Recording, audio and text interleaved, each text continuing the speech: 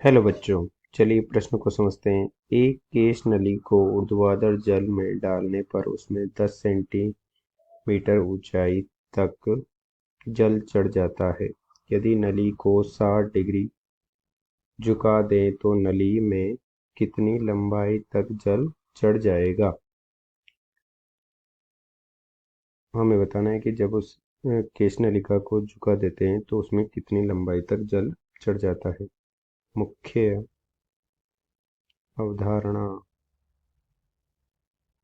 हम देख सकते हैं कि जब किसी पात्र में, माना कि इस प्रकार से एक पात्र में द्रव है तथा उसमें एक केश नलिका है,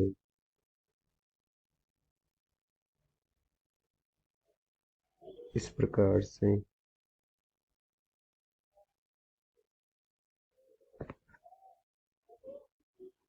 जिसमें इस तरह से जल की सतह से h ऊंचाई तक जल चढ़ गया है कि इस प्रकार से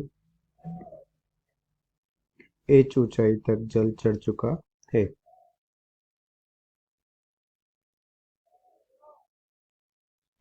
यदि इसे थीटा कोण पर झुका देते हैं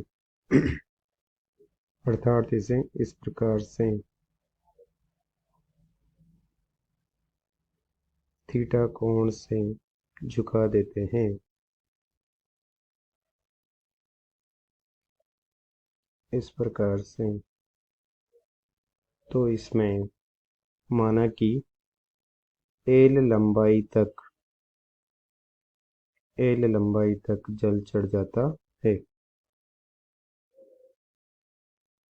इस प्रकार से एल लंबाई तक जल चढ़ जाता है, परंतु हम देखेंगे कि इस स्थिति में भी ऊंचाई तो h ही है, अर्थात ऊंचाई में कोई परिवर्तन नहीं हुआ है,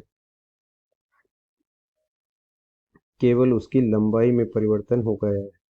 माना कि इसे एल्फा कोण से झुका दिया है तो हम देख सकते हैं कि h बराबर हो जाएगा एल कोस एल्फा, जिसे हम लिख सकते हैं एल बराबर h बटे कोस एल्फा। अब चलिए प्रश्न को हल करते हैं।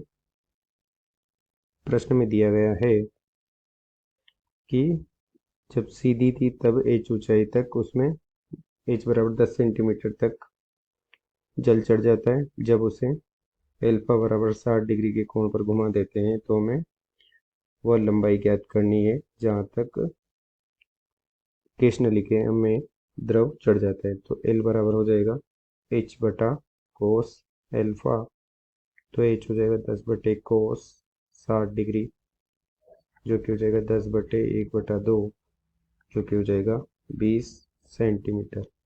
अर्थात झुका देने पर केशिका में अधिक लंबाई तक द्रव चढ़ जाएगा। आशा करते हैं आपको समझ में आया होगा। धन्यवाद।